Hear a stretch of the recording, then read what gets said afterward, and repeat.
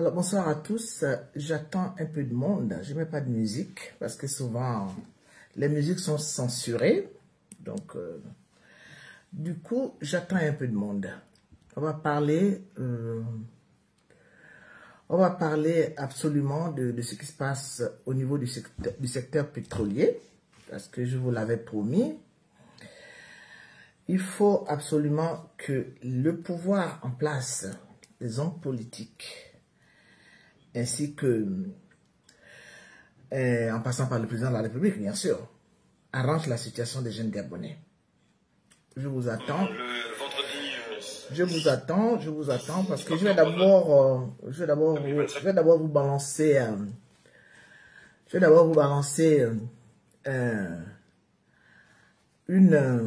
une vidéo que j'ai déjà partagée sur ma page et vous allez voir si aujourd'hui on peut encore être au niveau où ce sont encore les autres qui viennent d'ailleurs. Non seulement ils mobilisent le secteur du commerce, mais même au niveau du secteur pétrolier, il y a des gens qui sont placés avec la complicité de certains inspecteurs de travail qui ne font pas du tout leur boulot dans le bruit maritime. Ils préfèrent donner des contrats à des étrangers. Moi, je ne suis pas contre. Hein. Vous savez très bien que je suis d'abord aussi une panafricaine. J'aime bien le Gabon, j'aime bien les autres pays africains. Mais si nous ne pouvons pas aujourd'hui stabiliser le travail des jeunes Gabonais, c'est que nous allons nous retrouver, moi je serai certainement plus là, mais nous allons nous retrouver avec une jeunesse complètement perdue, qui jusqu'à 50 ans ne seront pas capables de pouvoir assumer leur vie d'homme. Parce qu'un homme aussi, c'est quoi? Un homme fait sa vie à travers le travail. Si un homme n'a pas de travail, comment peut-il entretenir sa famille? Beaucoup de personnes sont passées à côté justement de ce devoir parce que ils n'ont pas pu s'installer, il n'y a pas eu de boulot, il n'y a pas eu une stabilité au niveau d'une formation. Donc aujourd'hui, on voit des jeunes garçons qui ont 40 ans plus, 50 ans, des hommes, parce que quand on a 40 ans, on est plus jeune, sans travail, sans avenir politique. Et vous savez très bien que le Gabon ne mérite pas ça parce que nous sommes un petit peuple. Comme je vous l'ai toujours dit, je ne refuse pas les autres Gabonais. Je n'ai pas les autres Africains. Je n'ai pas le droit de refuser les autres Africains. Parce que c'est pas normal. On est dans un pays qui est immensement riche, où il y a du boulot. Pourquoi ne vont-nous pas alors laisser la place aux autres? Mais s'il faut que les étrangers viennent travailler au Gabon au détriment de la jeunesse gabonaise hautement qualifiée, parce que quand il y a un DG quelque part qui n'est pas gabonais, il va d'abord faire venir ses parents de partout, c'est le problème dont je vais vous parler ce soir, en laissant en plan les Gabonais, les nationaux. Et ça, c'est pas juste, parce que moi, je ne crois pas que un Gabonais peut aller s'installer au Cameroun, au Bénin, au Sénégal, et puis prendre le boulot, faire venir des Gabonais dans ce pays, et parce que tout simplement, il a trouvé un créneau dans ce pays et qu'il ne peut pas embaucher les autochtones, les nationaux, mais préfère plutôt faire venir ses parents de l'étranger pour occuper des boulots qui sont quand même prévus d'abord pour la jeunesse gabonaise. Et ça, je ne crois pas qu'un Gabonais peut aller faire ça dans les pays voisins ou en Afrique de l'Ouest. Bonjour à tous, on commence le live. Ah là, il y a un petit souci là. Ah ouais, ok. Donc, je crois que là, il y a un petit souci. Voilà, qu'est-ce qui ne va pas? Ah ouais, d'accord. Bref. Je crois que je n'ai pas mis la public. Ouais, j'ai pas mis public.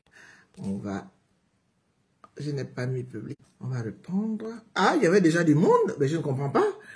Parce que je ne vous vois pas en fait. Donc, je me disais bien que peut-être que j'ai oublié de mettre quelque chose. Vous savez, moi, les lives, je ne vais même plus en faire. Bon, ben écoutez, il y a un peu de monde qui est là. On va donc commencer. En fait, je vais vous mettre une vidéo. Comme j'ai mon téléphone qui m'embête un petit peu, donc il faudrait que vous écoutez une vidéo. Et vous comprendrez pourquoi aujourd'hui, je parle un peu de ce qui se passe au Gabon. Attendez, je vais mettre au début. Et nous vous attendons Je ne sais pas qui est là, je crois que je ne vois pas les gens, mon téléphone, je ne sais pas ce qui se passe. Voilà, c'est un Gabonais hein, qui travaille dans les sites pétroliers. Avant tout, remercier Monsieur le Président de la République, Son Excellence Monsieur Olivier Risclotaire. Et par la suite également... On ne les voit pas, hein. Ils sont cachés, les Gabonais ne veulent pas qu'on les voie. Monsieur Patrick Barbara Isaac, Monsieur Patrick Barbara. Et derrière, nous voulons également remercier, n'est-ce pas, les inspecteurs qui ont fait le déplacement, voilà, de Libreville pour une séance de travail afin de rencontrer les travailleurs, n'est-ce pas, dans différents secteurs de Port-Gentil, voilà, qui rencontrent des problèmes dans leur milieu de travail. Et donc nous faisons ce message pour alerter au ministre du Travail nos conditions et au chef de l'État, voilà, de la République du Gabon, nos conditions de travail que nous déplorons énormément. Voilà, donc nous souhaitons une action comme celle-là, voilà, une action qui puisse être prolongée, voilà, pour pouvoir aller jusqu'au terme, pour pouvoir trouver des solutions pour améliorer les conditions de vie des travailleurs. Il faut dire que nous subissons une injustice de notre hiérarchie, voilà, et on pense actuellement, pour le cas de CIS Gabon, que la convention que nous utilisons n'est pas conforme, n'est-ce pas, directement à l'activité que nous faisons. Et par conséquent, derrière, nous souhaiterons une inspection un peu plus approfondie afin de pouvoir nous éclairer sur cette situation de convention. Voilà. Donc, nous appelons le ministre du Travail, nous invitons le ministre du Travail à perpétuer cette action afin que, comme je disais, que les solutions soient trouvées dans l'ensemble du territoire et de toutes les entreprises à Port-Gentil. Et je voudrais également particulièrement appuyer également sur les prestations, parce que jusqu'à aujourd'hui également, ce phénomène de prestations, c'est vraiment une cacophonie, c'est une maltraitance, il faut le dire avec les mots, c'est une maltraitance, et nous souhaitons vraiment que le ministre du Travail puisse vraiment trouver et accélérer et trouver des solutions.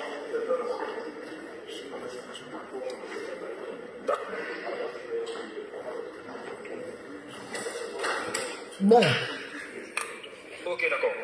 Donc nous menons depuis déjà cette bataille-là, cette bagarre-là. Il faut appeler du monde, hein, il faut inviter les gens. Moi je suis en France. De pouvoir souvent essayer de nous aider à discuter avec la hiérarchie, mais nous sommes toujours biaisés. Nous sommes toujours biaisés et aujourd'hui, nous ne voulons plus vraiment avoir affaire avec l'inspection du travail, surtout de Port-Gentil. On souhaiterait vraiment que ce genre de rencontre avec les techniciens du ministère du Travail viennent pour voir de Libreville, etc., viennent pour venir nous aider vraiment à trouver des solutions à ce problème. Alors, Monsieur le ministre, vraiment nous vous remercions et nous remercions encore le président de la République qui ne cesse de mener, n'est-ce pas, toutes ces actions afin de pouvoir trouver des solutions à améliorer les conditions de vie des travailleurs, des Gabonais, parce que honnêtement nous souffrons dans notre propre pays. Et nous souhaitons, Monsieur le ministre, que ces actions se perpétuent davantage. Et nous vous attendons, nous voulons de réactions rapides, Monsieur le ministre. Nous souffrons jusqu'aujourd'hui. Il y a des collègues qui ont fait 12 ans de travail. 12 ans de travail dans la boîte. Ils sont partis, seul tout compte, 1,5 million francs. Certainement dû à la convention qu'on utilise. Et on a compris que la hiérarchie, que la direction utilise ce genre de convention pour pouvoir nous malmener. Vraiment, Monsieur le ministre, aidez-nous. Alors, voilà, vous avez écouté, ça ce sont des jeunes garçons qui travaillent dans les attendez. Oh là là, dans les sites pétroliers. Oh, ce téléphone là, il commence vraiment à m'embêter. Voilà, excusez-moi. Je ne manipule pas bien ce vieux téléphone, là, il est en train de me lâcher. C'est dommage, il faut que les gens viennent parce que je crois que j'ai mal réglé ce téléphone-là parce que d'habitude les gens viennent, mais là, je n'ai pas assez de monde. Donc, j'ai reçu, depuis un moment, je vous disais que je vous parlais du secteur pétrolier. Les jeunes qui sont dans le secteur pétrolier de Port-Gentil, parce que je suis de Port-Gentil.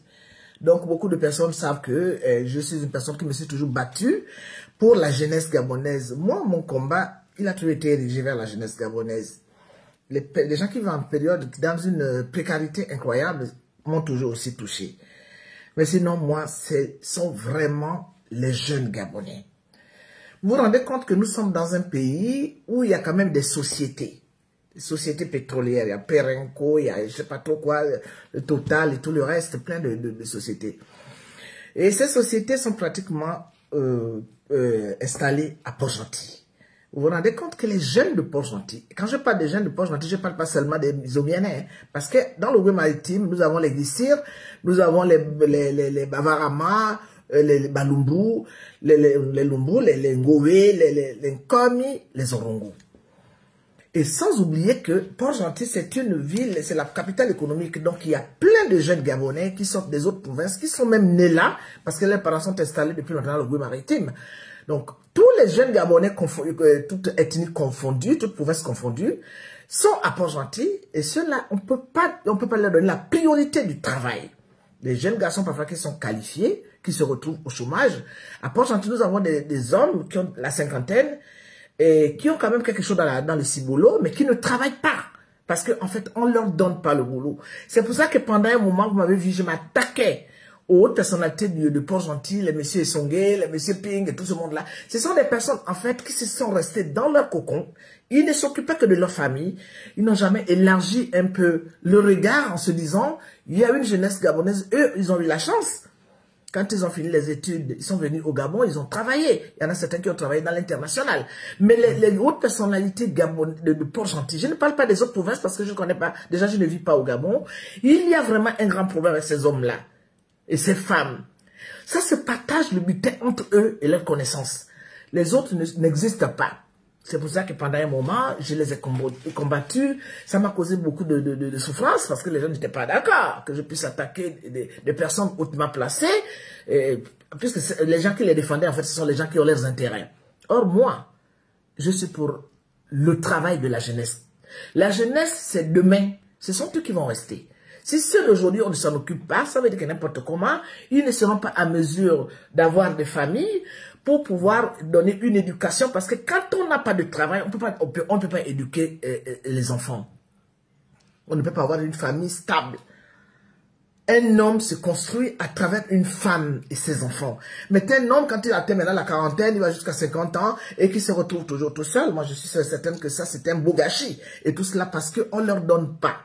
On ne leur donne pas un peu de chance de pouvoir accéder au travail. Dans le domaine du travail, il faut avoir le piston.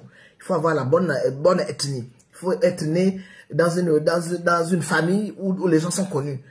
Tant qu'on ne remplit pas ces conditions, eh bien oui, bonsoir Moukani. Je ne sais pas pourquoi. En fait, c'est l'heure de... Moi, je voulais faire mon live vers 16h. C'est l'heure de live, donc les gens ne sont pas là. J'espère que vous allez partager parce que là, c'est quand même très important. C'est bien beau d'aller voir comment on insulte le président. C'est bon beau d'aller voir les jugements qui n'arrêtent jamais. Mais là, c'est quand même un problème qui concerne la jeunesse gabonaise. Vous vous rendez compte qu'aujourd'hui, les quotas des étrangers dans nos entreprises étouffent carrément le domaine du travail. Dans la cité de Batanga, moi je suis de Batanga, moi. Je suis de Logoué maritime, oui, mais je suis de Nandipo. Donc à Batanga, c'est vraiment un site pétrolier où vous avez même vu M. Ping avec avec le président à l'époque, je crois qu'il était encore président de la transition, aller inaugurer un truc de gaz. C'est là à Batanga. Ça a toujours été un coin de pétrole de Logoué maritime. Et vous vous rendez compte qu'à la cité Batanga, dans le fer Navaz, il faut absolument que les inspecteurs, nous attendons les inspecteurs de Libreville parce qu'il y a eu une chute imprévue au niveau des inspecteurs de Libreville qui sont venus, j'ai parlé de ça sur les réseaux sociaux, qui sont venus inspecter ce qui se passe en fait dans la sous-traitance des pétroles du Gabon. Tenez-vous tranquille. Quand ils sont arrivés, parce qu'il y a des inspecteurs qui sont à Port-Gentil, ils sont tous des corrompus. C'est pour cela que je fais un appel au président. Je vais même faire tout. Je vais faire un courrier au président pour que ça arrive chez le président. Il faudrait qu'il ouvre bien les yeux par rapport à ce qui se passe avec la sous-traitance. Cette sous-traitance doit complètement être anéantie. Il faut tout reprendre à zéro.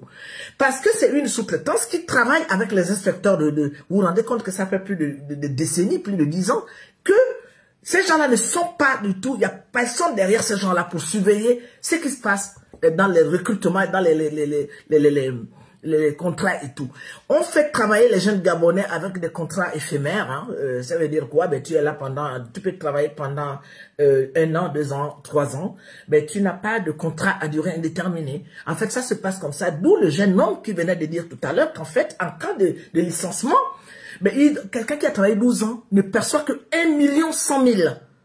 Alors que on lui demande, en fait, on arrête son contrat quand ils en ont envie, quelle que soit la durée. La durée du travail, non, on te paye 1 100 000. Et encore, parfois, il y en a même d'autres qui ne perçoivent pas cet argent-là. Les jeunes qui travaillent dans la sous-traitance sont plus pauvres que les gens qui sont assis. Comment on peut accepter des choses comme ça? Donc, il y a eu, pour Gentil, la dernière fois, une descente des inspecteurs de Libreville. Ce qu'ils ont constaté là-bas, ce n'était que de la désolation. Il est temps que tout cela s'arrête. Ça ne s'arrête même pas là. Il y a une société qu'on appelle ACC. Je ne connais pas les sociétés de Port-Gentil. C'est toujours dans la sous-traitance. Eh bien, tenez-vous tranquille. Le DR, c'est carrément un Camerounais. Vous savez ce que ce Camerounais fait? Il fait venir les Camerounais du Cameroun pour les donner du boulot, alors qu'il y a des Gabonais hautement qualifiés qui sont là en train de traîner dans le bruit maritime.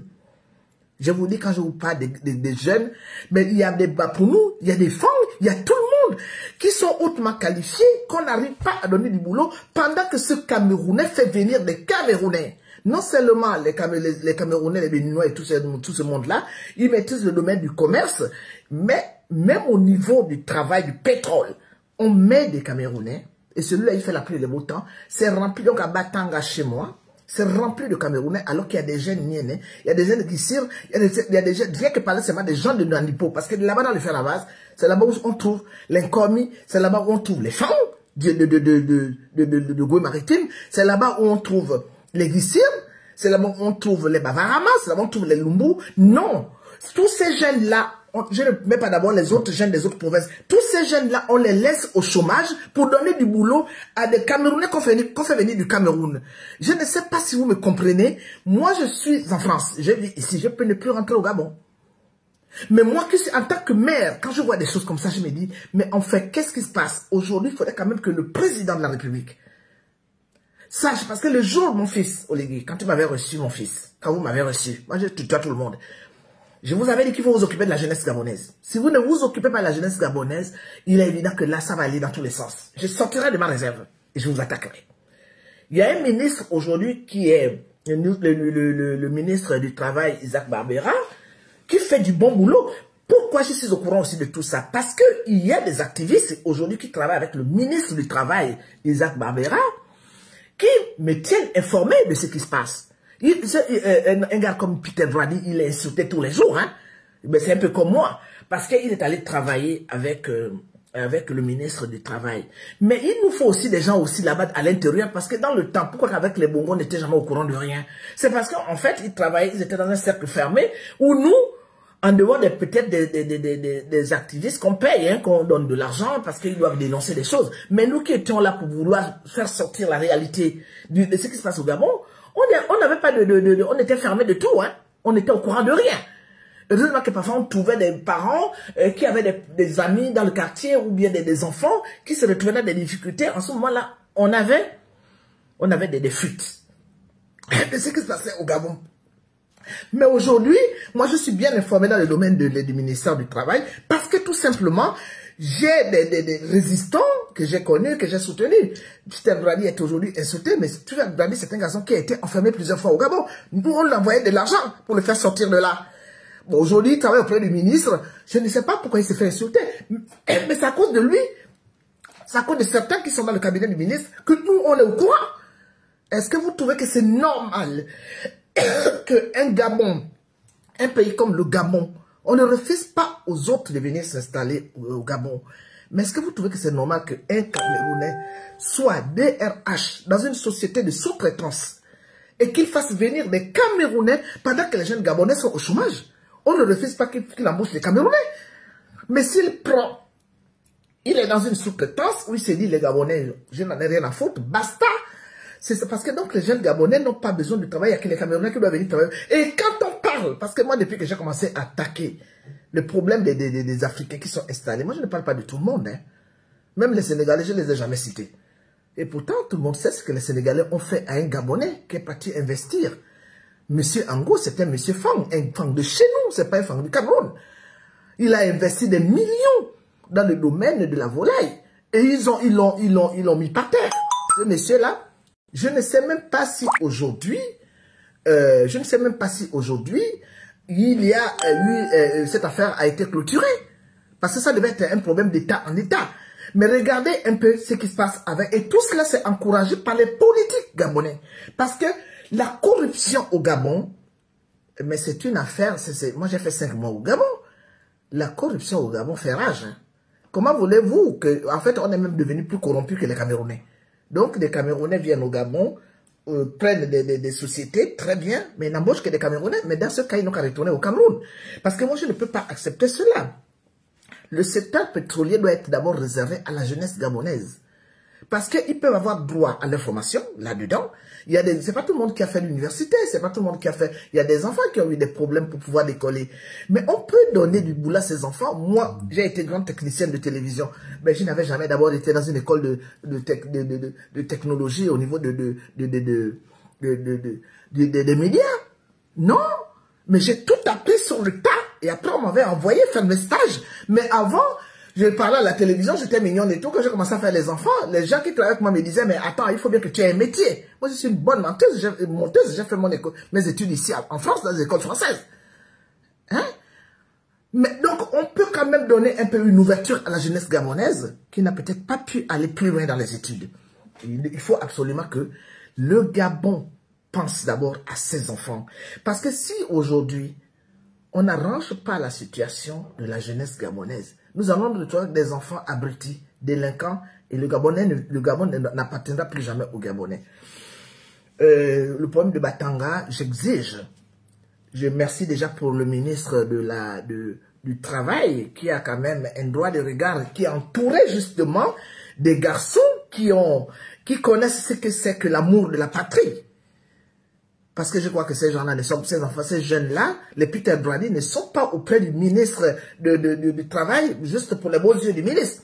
C'est sûr qu'ils doivent contribuer à ce qui se passe aujourd'hui comme changement. Nous avons aussi un ministre du pétrole qui est pour les Gabonais. Donc n'importe comment, c'est quand même une bonne nouvelle de savoir que il y a des ministres qui sont hautement placés dans ces endroits où avant ils étaient là juste pour piller le budget qu'on leur donnait et qu'on mettait à leur disposition pour pouvoir développer leur secteur. Nous avons aujourd'hui des ministres qui parlent quand même des situations des jeunes Gabonais. C'est quand même intéressant de voir ça. Et moi, je me dis que bravo. Les gens me disent, oui, ton fils Oligui. Bon, écoutez, moi, j'ai toujours dit que Oligui vient de prendre la présidence de la République. Et ça, moi, je trouve quand même que autant d'Ali Bongo, parce qu'aujourd'hui, beaucoup de gens disent Ali Bongo était mieux. Ali Bongo, dès qu'il était venu à la présidence en 2009, il avait montré à tout le monde qu'il n'en avait rien à foutre. Il avait fait le contraire de ce que Oligui Nguema a fait. Moi, je ne suis pas pour les personnes qui étaient au PDG, qui travaillent auprès de M. Oligui Nguema. Ah non, pas du tout. Mais moi, je crois quand même que, quand je regarde bien les choses, je me dis, lui au moins, il s'est dit, j'ai grandi dans le PDG, je reste un peu d'abord à viser le marque parce qu'il vient de commencer. Qui nous dit qu'il va continuer comme ça? S'il continue comme ça, mais nous autres, nous allons combattre M. Oligui Nguema. Ah oui! Mais moi, je me dis d'abord que n'importe comment, il est d'abord patriote. Parce que n'importe comment, Ali Bongo, aujourd'hui, beaucoup de Gabonais sont en train de pleurer pour dire qu'il était le meilleur. Dès qu'il avait pris le pouvoir, il s'est entouré des Ouest-Africains. Il nous avait montré qu'il était d'origine de là-bas. Hein? On ne connaît pas beaucoup de Gabonais, authentiques Gabonais, qui avaient évolué auprès de monsieur Ali Bongo. Ali Bongo lui-même étranger, sa femme étrangère, mais il s'est entouré d'un monde à lui, à tel point qu'il a même créé une coalition des amis de son père. Parce qu'il les avait complètement mis de côté. On lui dit peut-être que s'il est trop poli, il a encore envie d'aller trop doucement avec les personnes qu'il connaît depuis très longtemps. Il ne va pas changer tout de suite de visage. Il évolue d'abord avec son monde. On le laisse, moi personnellement, je l'observe, si je suis encore de ce monde, et que ça continue comme je vois aujourd'hui, parce que moi j'ai besoin de voir de nouveaux visages. Il faut mettre les places qu'il faut à la place qu'il faut. Ce n'est pas un problème de parents ou un problème d'ethnie. Nous, on a besoin d'avoir... Il y a 42 ethnies au Gabon, on a besoin de voir tout ce monde-là évoluer autour de M. Oligui Nguema et nous apporter du bon boulot pour développer notre pays. S'il ne le fait pas, il est évident que moi, je le mettrai mon costume. Je ne vais pas l'insulter sur les réseaux sociaux, il va finir avec mon Gabon. Parce que moi, je ne veux plus voir les jeunes Gabonais dans une souffrance alors que nous sommes dans un pays riche où il y a des sociétés, où il y a tout. Bon, les Gabonais qui sont très riches ne créent pas d'emploi. On n'a jamais compris ça. Parce qu'il y a vraiment des domaines où j'attends le pouvoir de M. Oligui Nguema. Mais le 12, c'est le 12 comme il se moque de nous. Je n'ai pas déjà lui demander il y a des choses qui se passent aujourd'hui au Gabon qui ne m'intéressent pas. Mais il y en a d'autres que je trouve quand même que oui, c'est cohérent. Bon, maintenant, dans 1 an, 2 ans, 3 ans, et que les choses continuent ainsi, on ne s'occupe pas de la jeunesse gabonaise, on ne s'occupe pas de l'éducation des Gabonais, on ne s'occupe pas de la santé des Gabonais, du logement des Gabonais, parce que moi c'est bien beau, on construit des buildings, mais nous on aimerait voir des logements sociaux pour le Gabonais lambda, les mamans gabonaises, beaucoup de femmes gabonaises font leurs enfants hors mariage, ces familles ont besoin d'encadrement. Voilà où j'attends M. Oligui Nguema. Il peut transformer Ongoni ou Oyem ou Libreville en Dubaï, mais moi c'est le social où j'attends M. Oligui Nguema, avec tout le monde qui l'entoure. Donc, très bien aujourd'hui qu'on en parle ouvertement de ce qui se passe dans le domaine du travail, parce que c'est là mon problème. Et puis, on va évoluer petit à petit. C'est dommage, je ne sais pas, je crois qu'ils m'ont traficoté parce que là, j'ai vu, dès que j'ai mis mon truc ce matin, j'ai vu beaucoup les Niobé, les Kiki, certainement parce que j'ai parlé des Camerounais, ils sont venus certainement écouter parce que je ne vois pas pourquoi ce beau life-là ne décolle pas. Donc moi je voudrais voir à Batanga, dans le Goué maritime, chez moi, à Nandipo, je voudrais voir des jeunes Mienais, je voudrais voir des jeunes Fang, je voudrais voir des jeunes Pounou. S'il y a 2 ou 3 Camerounais qui sont là, ça ne me dérange pas. Je voudrais voir toutes les ethnies du Gabon qui ont la possibilité de pouvoir se déplacer pour venir s'installer à Port-Gentil parce qu'ils cherchent du boulot. Je voudrais voir ces jeunes-là avoir du boulot et qu'ils ont des contrats à bon et due forme. On arrête avec ces petits contrats où on se fout, c'est vraiment un foutage de gueule, où les jeunes Gabonais sont exploités dans leur propre pays. Des gens qui travaillent en mer, qui restent là-bas et qui sont payés à 80 000 francs CFA. Il y a 2 mois, il reste 2-3 mois, il n'y a pas de salaire. C'est hallucinant. Ce n'est pas du tout acceptable. Trop beau discours, mais les travailleurs gabonais attendent les actions concrètes pour changer leurs conditions salariales au quotidien. Mais justement, sous-traitant, il faut en parler. Il faut en parler. Si j'étais en train d'insulter, il y allait avoir déjà plus de 100 Gabonais ici. Le problème, c'est que même vous qui êtes là, vous regardez, il faut partager. Je vois bien que vous avez partagé. Il faut partager ce genre de live parce que le Gabonais est tellement...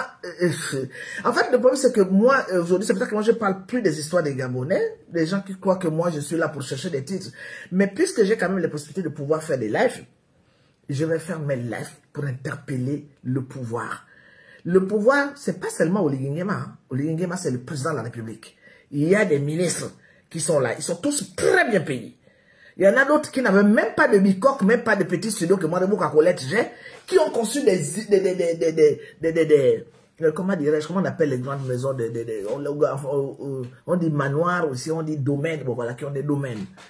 Il y a beaucoup de, on a bien vu, hein, quand M. Maïs Moussi est parti faire la campagne à la Nyanga, il a pris des centaines et des centaines de bus. Ça demande de l'argent.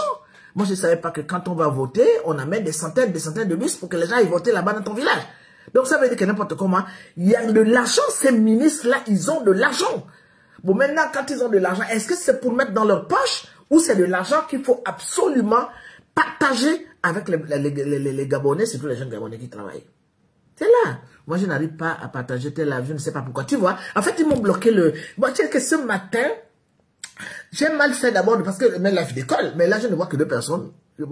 Ça ne décolle pas. Je crois qu'ils ont dû me bloquer quelque part, j'en sais rien. Je vais voir un peu au niveau. Ils ont dû bloquer mon live parce que j'ai vu des non-camerounais, parce que ma page me signale. Vous êtes suivi par un tel.